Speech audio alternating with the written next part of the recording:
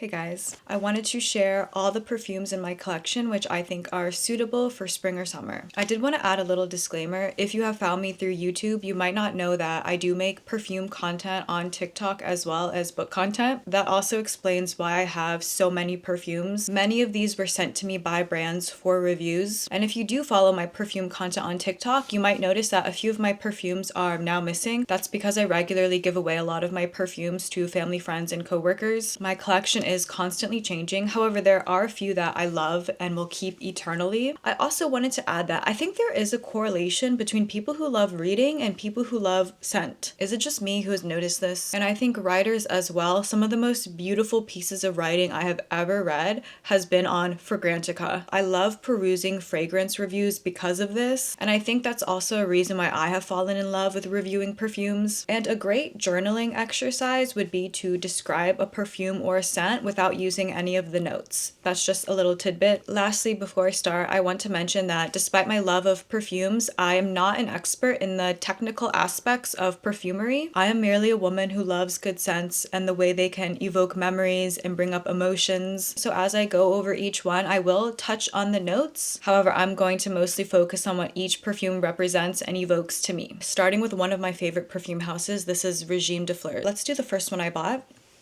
Tears. The name for this perfume is so apt. This is the smell of melancholy. It is one of the prettiest, most delicate lilac scents I've ever smelled. When I smell this, I picture a house that's been abandoned and overrun by lilacs. And as you're looking at this abandoned house, it's evoking some strong emotions in you. It's somber, it's mysterious, delicate, pretty. As you can see, I have not used much of this, and I think it's because this perfume I feel is suited for only very specific occasions.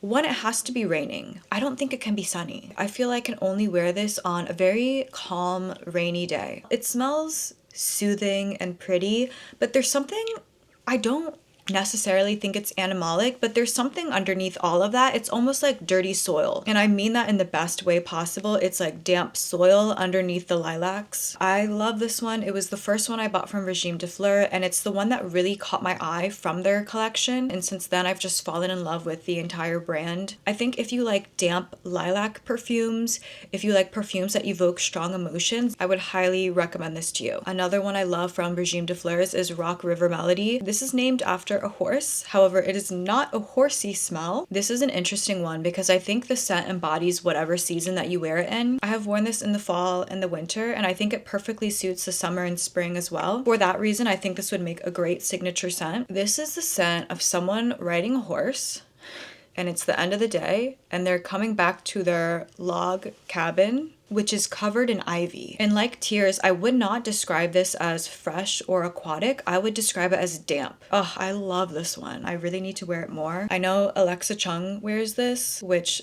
is so apt. What I also love about this one is it smells a bit medicinal. Like, it kind of reminds me of Tiger Balm. It has this quality that just, it like brings energy into my brain, but while also being very soothing and relaxing. This is a special one. I think if you're looking for a spicy green scent, you should check this one out. Lastly, from Regime de Fleurs, I have Glass Blooms. So this is a scent that I think some people may describe as boring, but I don't agree with that at all. I did wear this one quite a lot in an office setting, and I got so many compliments on it. How I always describe this is it is the scent of the loveliest person. It is a musky peony tea scent. It smells clean, soft, and fuzzy. I guarantee to you, if you are someone who likes swan paraphernalia, you would like this scent. And this is my Regime de Fleurs that has the biggest dent in it. I just find it so easy and wearable. I'm excited to wear this again in spring.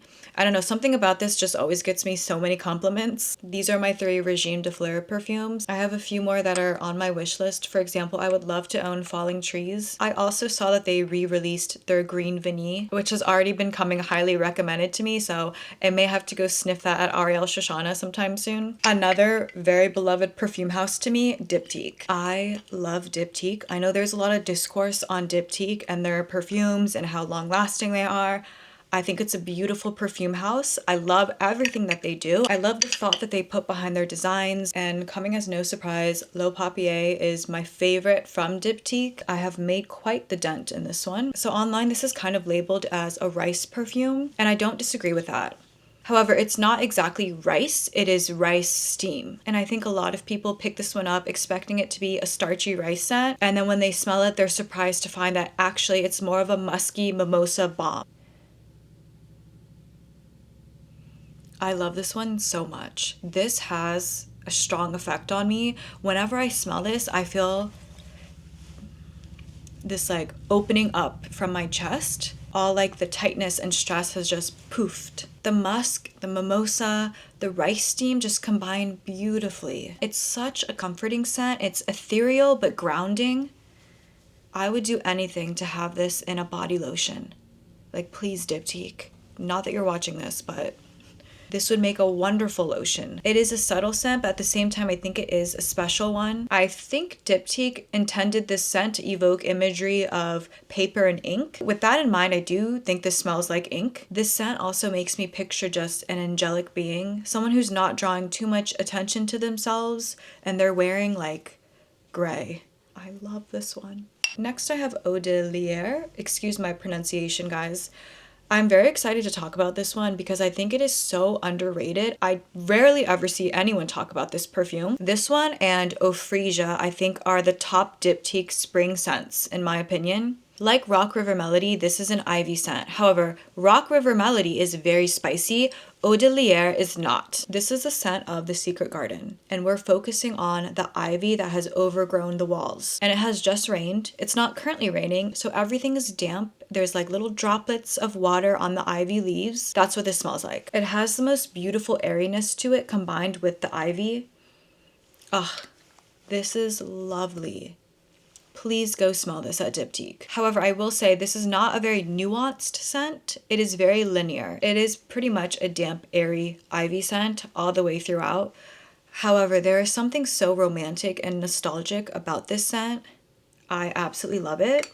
Criminally underrated. All right, next we have a summer classic, Ilio. Unfortunately, I'm 90% sure this has been discontinued, but you can still get it on sites like Mercari and eBay. I don't know why they would discontinue this, guys. This is a gorgeous, summery aura scent. This scent reminds me so strongly of my childhood, going to the pool or the beach and putting on sunscreen. There are perfumes that are intentionally trying to smell like sunscreen. I don't think this one is.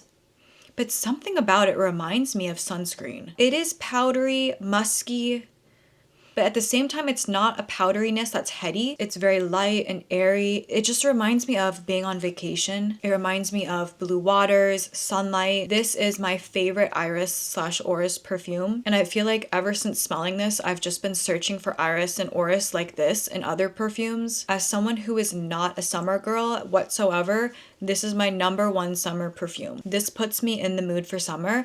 This is summer encapsulated in a scent. Bottle is also just super cute. So I do have the hair mist version, and then this is the actual perfume. If you guys are looking for a summer scent, I cannot recommend Ilio enough. If you're interested, before all of them disappear, definitely check used sites. That's how I got this one. I hope Diptyque brings it back this summer, but so far every sales assistant I've asked has said that it's not coming back. Maybe they'll bring out a new summer exclusive, which is exciting. Next, we have a Diptyque classic. This is Orphéon. This is also one I would say is signature scent worthy because I think it can be suitable for any season. It is a powdery, aromatic, slightly woody scent. It smells like juniper berries. In the winter, it smells like snow. But when you smell it with summer or spring in mind, the scent totally evolves. To me, this is a scent that I would wear if I was wearing blue jeans and a white t-shirt. If you are someone who's interested in like the clean girl aesthetic, I think you would love this perfume. And to me, there's something so retro almost about this scent. I also don't think that perfume should be assigned gender. Everyone can just wear whatever they want. However, this smells like a man in a cardigan. The last one I wanted to share from Diptyque is 34 Boulevard Saint Germain, which I believe is the address of their flagship in Paris. This is the Eau de Parfum. There is an EDT version that to me smells a bit lighter. This actually smells a bit similar to Rock River Melody.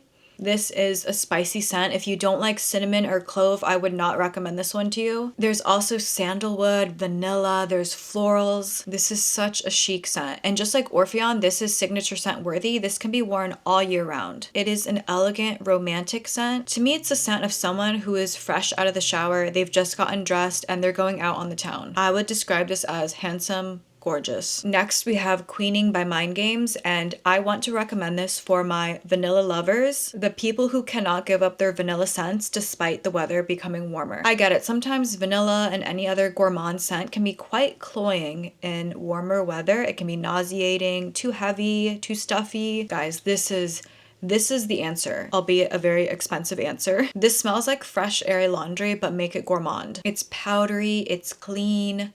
This is the smell of an angel. This is the kind of orris I love. This orris note speaks to my soul. I also think that this is a bit lactonic. There is a creamy quality to it. It's delicious. But at the same time, it's up in the air. This is an angel floating on a cloud, a cashmere cloud. As soon as I sprayed this on my skin at the counter, I knew it was over. It also lasts amazingly well. I was at the mall that day walking around and I kept catching whiffs of it for hours. Oh, I'm ready for this, guys. I am absolutely ready to wear this. So earlier I introduced Tears as my melancholic rainy day scent. This is my happy rainy day scent. I picked up this one at the airport in Seoul, and if you guys don't know, Korea has monsoon and typhoon season in the summer. A lot of people ask me when is the best time to visit Seoul or Korea.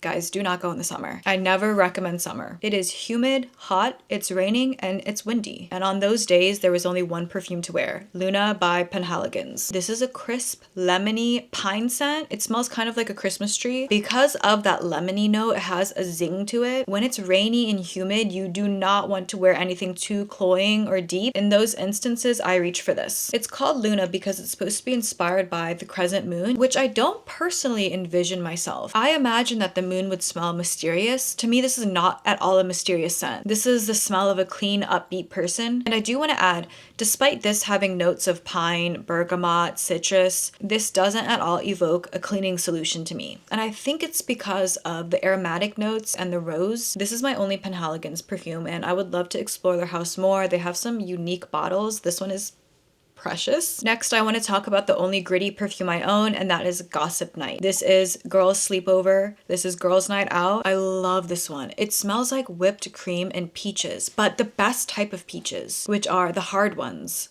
I don't like soft peaches. It is the smell of the girls getting ready. It's a celebration of women laughing. I love this one, guys. This is a gourmand scent, although there are some musky facets to it. You definitely pick up on the vanilla here. And despite that, I do think this is perfectly suited to spring because of the fruity aspects. Okay, I wanted to talk about these two at the same time. So we have Dolce & Gabbana's Devotion and then Akro's Bake. These are very similar. They both smell like lemon vanilla cupcakes. I would say the only difference is Dolce & Gabbana has some florals in it. It has orange blossom, which you can pick up on. To be honest, I am not the biggest fan of orange blossom, but I love it in this perfume. Guys, both of these are delicious. These are summer gourmands. Akro Bake smells like melted sticky brown sugar with like lemon zest on top and whipped cream. It's delicious. Like, this is mouth-watering. Devotion, I want to say, is a bit less gourmand and maybe a bit more refined. I think some people might find Akro Bake to be, I don't want to say the word childish, but you know, some people don't want to smell like a lemon cupcake. I get that. Both I've had in my collection for a while, and I definitely recommend them for my gourmand lovers. Let's talk about Ex Nihilo. This is the only perfume I own from them. This is Musc Infini. This is another lemony gourmand, but it's a bit perfumey.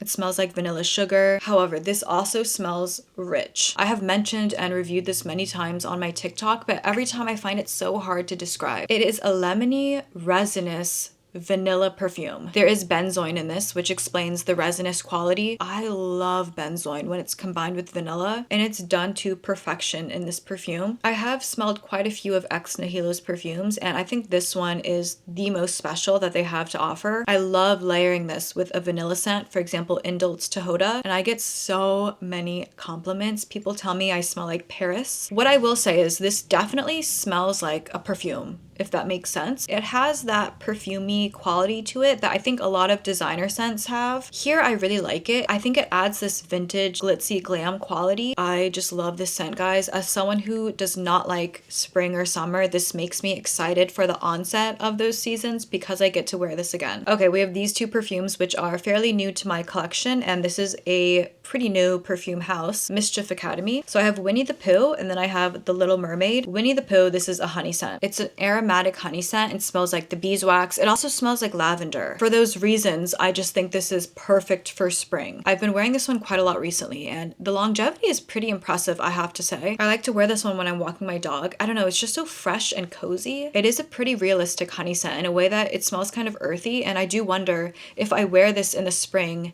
will I be attracting bees to me? The Little Mermaid, on the other hand, this is an aquatic scent. I don't really like aquatic scents, to be honest. I don't like any scent that evokes light blue, but there's something special about this, and I think it's the seaweed note. There's a salty seaweed quality to this, which I really like. As you guys can see, I have not really touched this one at all, and I think it's because this perfume is perfectly suited for summer, that I could not possibly wear it at any other time. This is for the hottest of hot days when you want to wear something that kind of cools you down. To be honest, I think I don't like aquatic scents because they all pretty much smell the same to me. They're super fresh, aldehydic, they evoke the ocean. This is one that's doing something a little bit different, which I can appreciate. All right, guys, I am all talked out. I really hope that that was helpful for you guys, and perhaps through this video you can find a scent that you fall in love with and will help you create beautiful memories. As someone who gets quite mellow in the spring and summer, perfume to me is just a way for me to romanticize and celebrate the season, and I hope some of these perfumes can perhaps bring you guys that same comfort. And as always, I'm open to any recommendations from you guys, and please let me know if you would like to see any other perfume recommendations from me. Bye for now.